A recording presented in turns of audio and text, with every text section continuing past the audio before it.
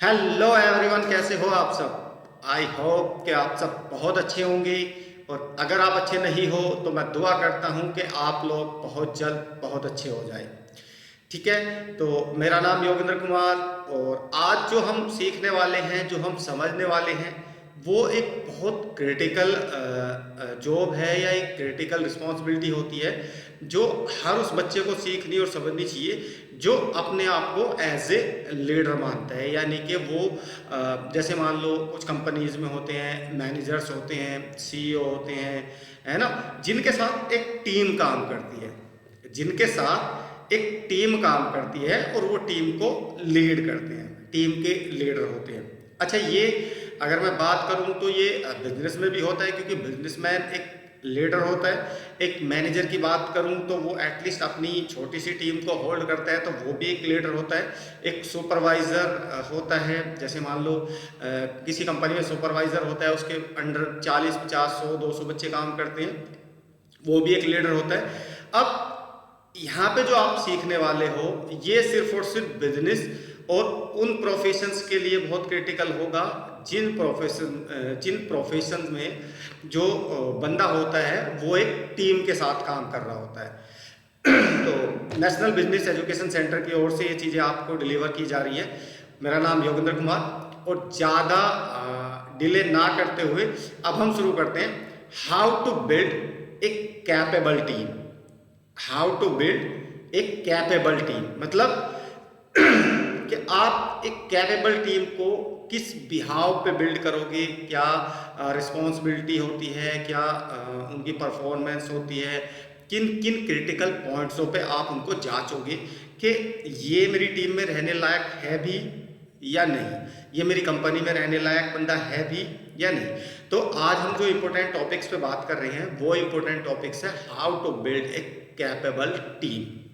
इसको जो बच्चे बिजनेस करने का प्लान कर रहे हैं या जो बंदे ऑलरेडी बिजनेस कर रहे हैं, उनके लिए यहाँ पे how to build a capable man power भी आप यूज कर सकते हो। एटलीस्ट मैन पावर को होल्ड करना, मैन पावर को संभालना, ये भी एक लीडर का काम होता है। जैसे कंपनी के जो मालिक होते हैं वो बहुत ज़्यादा मैन पावर्स को कंट्रोल करते हैं, है ना। तो ये जो चैप्टर है ये बहुत क्रिटिकल चैप्टर है। इसमें how to build a capable team के बारे में आपको बताया जाएगा। और इसको आप अगर दूसरे वे में बात करूं तो इसको आप इस तरीके से भी ले सकते हैं कि how to build a capable man power.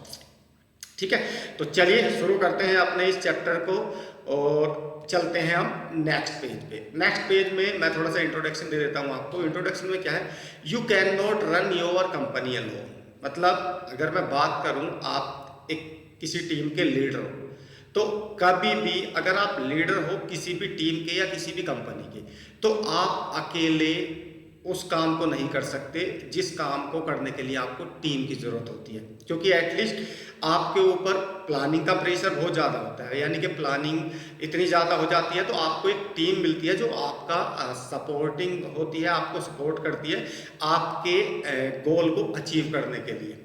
ठीक है, ऐसी ये कंपनी होती है। अगर मैं बात करूं कि कोई भी बिजनेसमैन अगर ये चाहे कि मैं अकेला कंपनी को चला लूँगा, तो पॉसिबल ही नहीं है। उसको भी एक पावरफुल मैन पावर की ज़रूरत होती है, टीम की ज़रूरत होती है, जिसके साथ मिलके वो अपनी कंपनी को चला पाता है।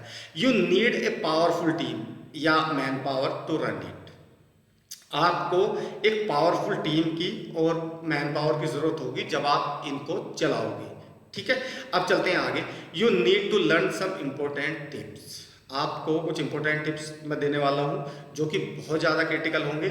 और मेरा यकीन मानना, जो भी बच्चा इस वीडियो को, इस पार्ट 1 एंड पार्ट 2 को कम्प्लीटली देख लेगा, उसकी टीम वो डेफिनेटली इतनी मजबूत बनाएगा कि वो लाइफ में कभी भी गलत टीम बनाने के माइंडसेट उसके मन से हमेशा के लिए निकल जाएगा। तो चलते हैं हम। जब भी आप किसी ऑर्गेनाइजेशन को चलाने के लिए या किसी छोटे मोटे स्टार्टअप को चलाने के लिए या एक रेस्पेक्ट पोजीशन पे जाने के लिए प्लान करते हो, तो आप वहाँ तक पहुँच तो जाते हो, आप वहाँ तक चले तो जाते हो। अब आपको आगे बढ़ाने की जो रिस्पॉन्सिबिलिटी होती है वो होती है इस टीम की जो आपको मिली हुई है। एटलीस्ट जो बच्चा बिजनेस कर रहा है उसको भी एक टीम मिली हुई है। जैसे मान लो कोई पेरेंट्स का बिजनेस है और पेरेंट्स ने अपने बच्चे को बोला कि बेटा तुझको ये बिजनेस संभालना है, तो कंपनी और प्लस मैन पावर दोनों आपको दे दी। बट मैन पावर को मैनेज आपसे नहीं करना आता, मैन पावर को किस तरीके से समझा जाता है, कौन हमारे अच्छे परफॉर्मर है, कौन हमारे बुरे परफॉर्मर है, कौन हमारे साथ काम करने वाले होने चाहिए, कौन नहीं होने चाहिए, इस तरह के बहुत क्रिटिकल पॉइंट्स होते हैं जो कि आप यहाँ पे समझोगे। अब इसको 4 पॉइंट्स से आप समझना। पहला पॉइंट होता है टेक्नोलॉजी, यानी कि विदाउट टेक्नोलॉजी आप अपने कंपनी को ज़्यादा आगे नहीं बढ़ा सकते, या विदाउट टेक्नोलॉजी, विदाउट डेटाबेस आप कभी भी अपने काम को बहुत अच्छे से परफॉर्म नहीं कर पाते, क्योंकि आपके पास जो डेटा होता है ना वो पूरा का पूरा टेक्नोलॉजी में होता है। एटलीस्ट कुछ ना कुछ सॉफ्टवेयर आप यूज़ कर रहे हो, या कोई ना कोई कंप्यूटर, डेस्कटॉप, लैपटॉप आप यूज़ कर रहे हो, कुछ SOPs यूज़ कर रहे हो, कुछ ना कुछ तो आप ऐसा यूज़ कर रहे होते हैं जो डिजिटली होता है। ठीक है, अब इसमें दूसरा आता है टीम और ट्रेनिंग। टेक्नोलॉजी डिजिटल हो गई, इसको साइड में रख देते हैं। अब हम यहाँ पे बात करेंगे टीम और टेक्नोलॉजी की, वो टीम और ट्रेनिंग की। टीम वो होती है जो आपको सपोर्ट करती है कि आप कहीं भी फंसे हुए हो, आप कहीं छुट्टी पे हो, आप कहीं प्लानिंग में गए हो, किसी एग्जीबिशन में गए हो, आप कहीं पे भी हो, तो आपकी जो टीम होती है ना वो आपकी एब्सेंस में भी आपको अमेजिंग वो देती है, आउटपुट देती है, रिजल्ट देती है। क्यों? क्योंकि आपने उसको एज ए टीम बढ़िया चुना हुआ है और उसकी ट्रेनिंग भी आप प्रॉपर करते रहते हो। अब चौथा जो आता है, चौथा क्रिटिकल पॉइंट्स आता है, वो आता है टाइम का। ऐसा कभी नहीं होना चाहिए कि टीम का सिलेक्शन या ट्रेनिंग का टाइम जो है ना वो आप टाइमली ना करो। टीम का सिलेक्शन भी टाइमली हो जाना चाहिए, और ट्रेनिंग का जो सेशन होता है, जो भी ट्रेनिंग्स होती है, जो भी उनको मीटिंग्स होती है, वो भी टाइम से हो जानी चाहिए। क्योंकि अगर आप टाइमली नहीं करोगे तो आपको नुकसान हो सकता है बहुत ज़्यादा। मान लो सपोज एक अच्छा बंदा हायर करने में आपने 2 साल लगा दिए, है ना, एक अच्छा बंदा हायर करने में अगर आपने 2 साल लगा दिए, या अच्छा बंदा कौन है ये समझने में 2 साल लगा दिए, तो फिर एटलीस्ट आपने 2 साल का टाइम वेस्ट कर दिया। उस 2 साल में बहुत कुछ आप अचीव कर सकते थे, बहुत कुछ पा सकते थे, और उस बंदे के साथ मिलके बहुत कुछ अच्छा कर सकते थे, जो कि आपने सिर्फ और सिर्फ ये समझने में टाइम वेस्ट कर दिया कि मेरी जो कैपेबल टीम है वो किस पैरामीटर्स पे मैं एनालिसिस करूँ। ट्रेनिंग आपको बराबर देनी है, क्योंकि एटलीस्ट अगर आप अपने जो भी आपका कॉन्सेप्ट है, जो भी आपका गोल है, जिस पर्पज़ के लिए आप टीम लीडर के साथ काम कर रहे हो या एज ए टीम काम कर रहे हो आप, है ना, कंपनी के साथ या किसी भी ऑर्गेनाइजेशन के साथ, तो ट्रेनिंग्स आपको प्रॉपरली उस बंदों को जो आपके डाउनलाइन है उनको बराबर देनी हो और टाइमली देनी होती है। अब हम नेक्स्ट चलते हैं, नेक्स्ट आ जाते हैं। इसमें 4 कैटेगरी होती है जब भी आप अपनी टीम को, जब भी आप अपनी टीम को जज करते हो तो 4 क्रिटिकल पॉइंट पे जज करते हो। 4 क्रिटिकल पॉइंट्स कौन कौन से होते हैं? पहला होता है highly critical role, highly critical role and less capable team.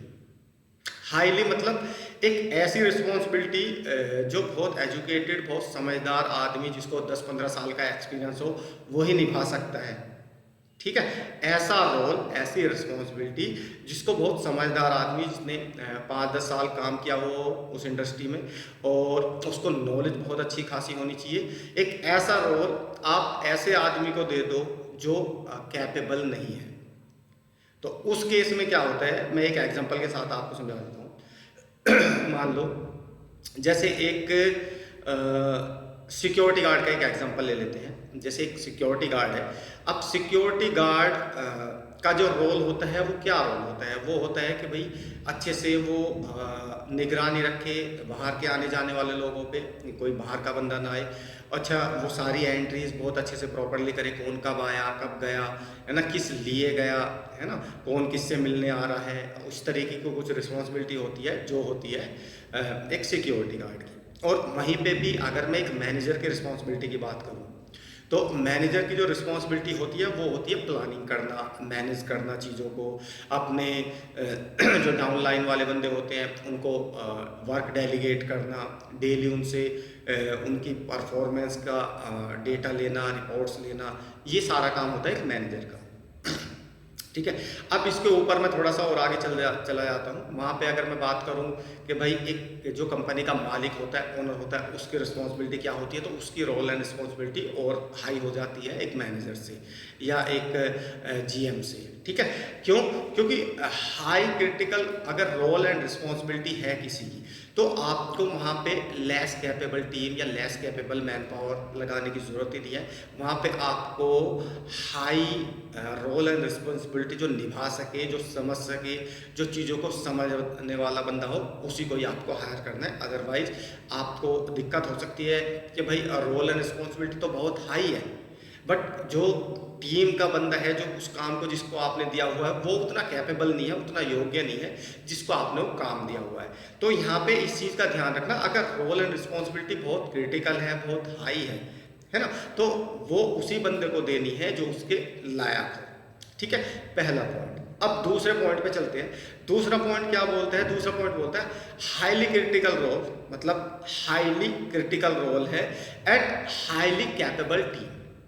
मतलब एक कैपेबल, हाईली कैपेबल या क्रिटिकल कोई रोल और रिस्पॉन्सिबिलिटी है जो बहुत क्रिटिकल, जैसे अकाउंट्स में जो बंदा होता है, जो मेन अकाउंट्स हेड होता है ना, उसकी बहुत ज़्यादा रिस्पॉन्सिबिलिटी होती है कि पैसा एक रुपया भी इधर से उधर कंपनी का ना जाए।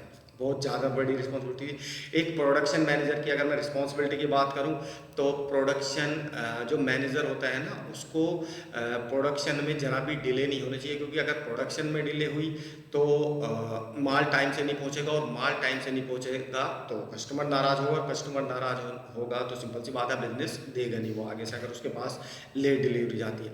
तो उसकी अपनी रोल एंड रिस्पॉन्सिबिलिटी होती है। तो आपको क्या देखना है? आपको देखना है कि भाई अगर हाईली रोल एंड रिस्पॉन्सिबिलिटी वाला काम है, तो आपको हाईली रोल रिस्पॉन्सिबिलिटी वाला ही बंदा वहाँ पे एक्वायर करना है, उसको रखना है, उसको समझाना है, और ताकि आप आसानी से ये चीज़ें कर पाओ। अब नेक्स्ट पॉइंट पे चलते हैं। तीसरा क्रिटिकल पॉइंट क्या होता है? तीसरा क्रिटिकल पॉइंट होता है लेस क्रिटिकल रोल, यानी कि कम क्रिटिकल रोल है। रोल कोई बहुत बड़ा नहीं है, बहुत बड़ी जिम्मेदारी का काम नहीं है। जैसे भाई अगर मैं बात करूं, पेंट्री वाला बंदा रखना, चाय पानी पिलाने वाला बंदा रखना, ये कोई बहुत बड़ी रोल रिस्पॉन्सिबिलिटी। सिक्योरिटी गार्ड रखना, इसकी भी कोई बहुत बड़ी रोल एंड रिस्पॉन्सिबिलिटी नहीं होती है ना। या फिर कोई ऐसा काम जो एक मतलब एक बारी बंदे को समझा दिया जाए, वो रेगुलरली उसको रिपीट करता रहे, है ना। तो ऐसे काम में आप लेस कैपेबल टीम, जैसे मान लो लेस क्रिटिकल रोल है और लेस कैपेबल टीम है, कि भाई यहाँ पे क्या है ना, आप मैनेज कर सकते हो कि भाई रिस्पॉन्सिबिलिटी भी ज़्यादा क्रिटिकल नहीं है, रोल एंड रिस्पॉन्सिबिलिटी भी बहुत ज़्यादा क्रिटिकल नहीं है, और जो टीम है वो भी क्रिटिकल की ज़रूरत नहीं है। तो यहाँ पे आप उसी तरीके के बंदे को मैनेज करना, उसी तरीके के बंदे को रखना जो उस लेवल का हो। ऐसा नहीं होना चाहिए कि भाई रोल क्या है, रोल तो कुछ है ही नहीं, कुछ खास क्रिटिकल है नहीं, और आप उस पर हाई क्रिटिकल आदमी को लगा दो, या ऐसे आदमी को लगा दो जो जिसकी पोटेंशियल बहुत ज़्यादा है, जो बहुत ज़्यादा स्किलफुल है, जिसको नॉलेज बहुत ज़्यादा है, उसको तुम वहाँ पे लगा दोगे तो वैसे भी डिमोटिवेट हो जाएगा, और एटलीस्ट काम अच्छे से नहीं करेगा। अब जो चौथा क्रिटिकल पॉइंट है, वो चौथा क्रिटिकल पॉइंट क्या आता है? लेस इम्पोर्टेंट रोल्स, यानी कि कोई ऐसा काम जो इतना इम्पोर्टेंट नहीं है, और उस पर हाईली कैपेबल बंदे को लगा दो आप, या हाईली कैपेबल टीम को लगा दो। मान लो कोई गोल अचीव करना है ना, या कोई काम करना है, अब उसमें ज़्यादा इम्पोर्टेंट रोल नहीं है, वो कम इम्पोर्टेंट है, उसकी कोई इतनी खास बात नहीं है, लेकिन उसको भी परफॉर्म करने के लिए आपने हाई कैपेबल टीम लगा दी, तो उसको लगाने की ज़रूरत ही नहीं है। एटलीस्ट क्यों नहीं लगाने की ज़रूरत? क्योंकि भाई वो तो नॉर्मल बंदा भी कर लेगा उसको, उस काम को नॉर्मल बंदा कर सकते हैं। तो आपको नॉर्मल बंदे को ही एक्वायर करना है, नॉर्मल बंदे को ही उस पर लगाना है, तो उस पर हाई कैपेबल बंदे को लगाने की ज़रूरत ही नहीं है। ठीक है, तो ये 4 क्रिटिकल पॉइंट्स होते हैं जिनके आधार पर आपको ये समझना है। अगर रोल बहुत ज़्यादा क्रिटिकल है, रिस्पॉन्सिबिलिटी बहुत ज़्यादा क्रिटिकल है, तो आपको रोल एंड रिस्पॉन्सिबिलिटी उसी बच्चे को देनी चाहिए जो उसके लिए कैपेबल हो, जो उसके लिए कैपेबल हो। अगर मान लो रोल कोई खास नहीं है और रिस्पॉन्सिबिलिटी भी कोई खास नहीं है, तो आप उसी को ही देना जो सिर्फ एडजस्ट हो सके, जो काम चला सके। तो यहाँ पे सिर्फ दिक्कत क्या आती है कि भाई लोग बाग क्या करते हैं, जहाँ पे अच्छे बंदों की ज़रूरत होती है वहाँ पे गलत बंदों को लगा देते हैं, और जहाँ पे ज़्यादा अच्छे बंदों की ज़रूरत होती है, वहाँ पे किसी और बच्चे को लगा देते हैं। उसका मेन जो रीज़न्स आ जाता है वो कई बारी रेफरेंसेस भी आ जाता है, या फिर कोई बंदा है जो उस प्रोडक्शन पर्टिकुलर उस डिपार्टमेंट में काम नहीं करता और उनको नॉलेज नहीं है कि इस डिपार्टमेंट में काम कैसा होता है, तो वो भी गलत सलत टीम को भिड़ा देते हैं। और वहाँ पे क्या होता है ना, वहाँ पे मिसअंडरस्टैंडिंग होती है, बहुत सारी दिक्कत होती है, बहुत सारे काम बिगड़ जाते हैं। तो आपको गलती से भी ऐसा नहीं करना है। एटलीस्ट आपको बहुत सोच के, बहुत समझ के, बहुत प्लानिंग के साथ ये टीम बिल्ड करनी है। अब हम आगे चलते हैं। अब यहाँ पे जान लेते हैं कि ये बंदे हायर करने के लिए, ये बंदे हायर करने के लिए आपको क्या करना है। जैसे मान लो what is the potential and performance. सबसे पहले हम ये जान लेते हैं कि पोटेंशियल क्या होती है और परफॉर्मेंस क्या होती है। पोटेंशियल की अगर मैं बात करूं तो पोटेंशियल होती है संभावनाएं, यानी कि अगर मैं बात करूं कि आपके टीम में 20 बंदों की आपकी टीम है। अब 20 बंदों में से 20 के 20 बंदे इक्वल नहीं होंगे, यानी कि 20 के 20 बंदे टॉप परफॉर्मर नहीं होंगे। चाहे वो आप कोई भी काम कर रहे हो, कोई भी बिजनेस कर रहे हो, आप मान लो एक मैनेजर हो और प्रोडक्शन कराते हो, तो आपने देखा होगा अगर आपके पास 100 बच्चों की मैन पावर है तो 100 में से एटलीस्ट कम से कम 10 या 15 बंदे होंगे जो टॉप परफॉर्मर होंगे। क्या होंगे? टॉप परफॉर्म करते होंगे और उनकी प्रोडक्टिविटी हमेशा हाई रहती होगी। आपकी एक्सपेक्टेशन से ज़्यादा वो आपको आउटपुट देते होंगे। तो वो होती है पोटेंशियल। आप समझ जाते हो कि यार इस बंदे की पोटेंशियल बहुत ज़्यादा है, बहुत ज़बरदस्त पोटेंशियल है, यानी कि अगर फ्यूचर में ये प्रोडक्शन मैनेजर बना या वो बना तो ये काम को आसानी से मैनेज कर लेगा। लेकिन सिर्फ और सिर्फ प्रोडक्टिविटी देने वाला बंदा या अच्छे से अपने काम को अच्छे से करने वाला बंदा ही बेस्ट परफॉर्मर नहीं होता। और भी परफॉर्मेंस के लिए और भी बहुत सारी चीज़ों की ज़रूरत हो। ऐसा नहीं है कि भाई वो अपने काम को बहुत अच्छे से कर रहे हैं तो वो पोटेंशियल बहुत ज़्यादा है, उसमें वो बहुत आगे ग्रो कर सकते हैं, ऐसा नहीं होता। इसमें भी बहुत सारे पैरामीटर्स होते हैं जो आप आगे समझोगे। ठीक है, अब ये तो होती है पोटेंशियल। अब परफॉर्मेंस क्या होती है? परफॉर्मेंस वो होती है जो वो बंदा दे रहा है आपको। मतलब आपको पोटेंशियल आपको लग रही है कि भाई ये बच्चा मेरी जगह पे आके बैठ के काम कर सकता है, इसके अंदर वो पोटेंशियल मुझे दिख रही है। बट परफॉर्मेंस ऐसा होता है, कई बार क्या होता है कि एटलीस्ट बंदे ने 1 महीना 2 महीने 3 महीने बहुत अच्छी परफॉर्मेंस दी और उसके बाद वो डाउन होता चला गया, उसके बाद उसकी परफॉर्मेंस ख़राब होती चली गई, उसके बाद उसमें वो पोटेंशियल जो आप देख रहे थे वो पोटेंशियल ही नहीं है। तो इन दोनों में बहुत फ़र्क होता है। परफॉर्मेंस वो जो उसने पास्ट किया, यानी कि उसने पहले जो भी सारी चीज़ें की, वो आपके पास कितना टाइम ले आया, वो आपके पास कितना अच्छे से काम करता है, उसके पास बहुत सारी परफॉर्मेंस होती है। जैसे कंपनीज़ में बहुत सारा डेटा कलेक्ट होता है जिसके आधार पे वो एम्प्लॉयज़ की परफॉर्मेंस निकालते हो। तो जो बिजनेसमैन होते हैं वो भी अपने एम्प्लॉयज़ की परफॉर्मेंस निकालते हैं। जो एक टीम लीडर होता है, जैसे MLM इंडस्ट्री होती है, नेटवर्क मार्केटिंग इंडस्ट्री होती है, उसके जो लीडर्स होते हैं वो भी अपने टॉप परफॉर्मेंस की पास्ट परफॉर्मेंस देखते हैं प्लस पोटेंशियल देखते हैं। ठीक है, तो ये बहुत क्रिटिकल चीज़ होती है। इसको आपको मैं थोड़ा सा और डीपली समझाऊंगा और इसको समझने के लिए मैं एक फ्रेमवर्क भी आपको दिखाऊंगा, जिस फ्रेमवर्क में आप स्टेप बाय स्टेप समझोगे कि यार ये चीज़ इतनी क्रिटिकल क्यों है। ठीक है, अब हम थोड़ा सा आगे चलते हैं। तो यहाँ पे पोटेंशियल एंड परफॉर्मेंस के आधार पे टीम को कैसे हायर करें, कैसे एक्वायर करें, वो थोड़ा समझते हैं। पहला, अगर कोई बच्चा कोई बंदा है जो लो परफॉर्मेंस दे रहा है, लो मतलब परफॉर्मेंस उसकी अच्छी नहीं है, एंड लो कैपेसिटी मतलब जो उसकी कैपेसिटी है वो भी बहुत लो है, परफॉर्मेंस भी अच्छी नहीं है और उसकी कैपेसिटी भी अच्छी लो है, दोनों चीज़ें लो है। तो ऐसे बंदे के साथ आपको क्या करना चाहिए, उसको इमीडिएटली या तो आप किसी और जगह ट्रांसफ़र, तो अच्छा नहीं है क्योंकि एटलीस्ट सब चीज़ें लो है तो आपको ज़्यादा रिजल्ट नहीं देगा। तो वो आपके आधार पे है कि आप उसको बाहर करना चाहते हैं या रखना चाहते हैं या जो भी करना चाहते हैं वो आपके आधार पे है। मैं किसी को ये नहीं बोलूँगा कि आप तुरंत उसको इमीडिएटली निकाल दो या बाहर कर दो। लेकिन हाँ, अगर लो परफॉर्मेंस है, परफॉर्मेंस भी लो है और कैपेसिटी भी उसकी लो है, वो ज़्यादा ध्यान नहीं देता अपने काम पे, मन से काम नहीं करता है ना, कुछ अच्छी परफॉर्मेंस उसकी पिछली रही नहीं है और आगे भी फ्यूचर में आपको पोटेंशियल उसकी दिख नहीं रही कुछ अच्छा करने की, तो उसको हो सके धीरे धीरे छटनी जैसे बड़ी बड़ी कंपनियां करती है, आप भी टाइम आने पे या कुछ ऐसी सिचुएशन आने पे उसको कर सकते हो, वो आपके हाथ में होता है। दूसरा होता है highly performance and highly capacity. एक बंदा ऐसा है जो हाई परफॉर्म कर रहा है, मतलब कंटिन्यू हाई परफॉर्म कर रहा है और उसकी कैपेसिटी जो है, उसकी जो पोटेंशियल है वो भी बहुत ज़्यादा हाई है। जैसे आपने नोटिस किया होगा, आपने जो प्रोडक्शन मैनेजर्स होते हैं या जो कंपनी के जो मालिक होते हैं या कोई बच्चा ऐसा होता है जो अपनी एक छोटी सी टीम के साथ कोई काम कर रहा है, ठीक है, तो उनको ये दिख जाता है कि ये बंदा परफॉर्मेंस भी बहुत हाई दे रहा है और उसकी पोटेंशियल भी बहुत ज़्यादा हाई है। तो ऐसे बंदे को क्या है, ऐसे बंदे को अपने साथ हमेशा रखना चाहिए, क्योंकि आपने उसका पास्ट भी देखा है, आपने मतलब पास्ट भी देख रखा है कि भाई ये किस तरीके से परफॉर्म करता है। इसको तुम दिन में काम करा लो, रात में काम करा लो, 24 घंटे काम करा लो, हर किस कंडीशन में, टफ से टफ कंडीशन में भी ये रहता है। अच्छा, इसको कोई फ़र्क नहीं पड़ता कि भाई इसको क्या काम दिया, कब दे दिया, कितना दे दिया, इसको कोई नहीं फ़र्क पड़ता। ये अपने काम को बहुत अच्छे से परफॉर्म करता है और आउटपुट निकाल के देता है ना। दूसरी चीज़, इसकी कैपेसिटी की भी कोई लिमिट नहीं है, इसको किसी भी टाइम छुट्टी में काम दे दो तो भी करेगा, आप ज़्यादा टाइम तक रोक लो तो भी करेगा। तो ये तो बंदे आपके लिए जो है ना स्टार टाइप होते हैं, यानी कि ये आपके लिए एक आइडल होते हैं, आदर्श होते हैं आपके कंपनी के लिए, और इनको आप जो भी अच्छा समझो वो आप दे सकते हो। अब चलते हैं आगे तीसरे क्रिटिकल पॉइंट पे।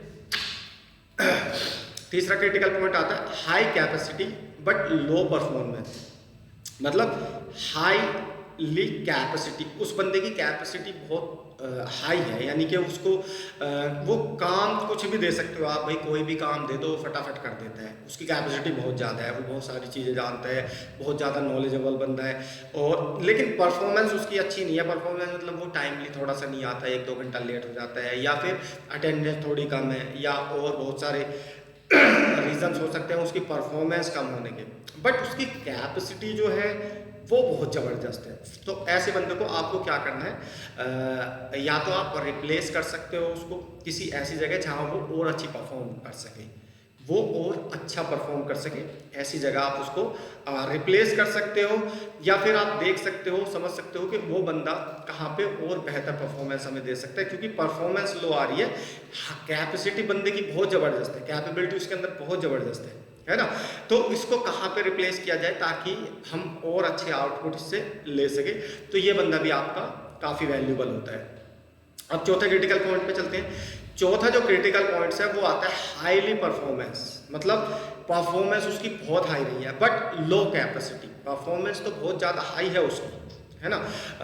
अगर मैं बात करूं तो फ्यूचर में उसने कभी छुट्टी नहीं मारी, कभी किसी काम को मना नहीं किया, एटीट्यूड बहुत अच्छा है, अटेंडेंस बहुत अच्छी है, टाइमली आता है, टाइमली जाता है, कभी भी जो चीज़ उसने बोल दी उसके अंगेज नहीं जाता, ऐसी बहुत सारी चीज़ें होती है।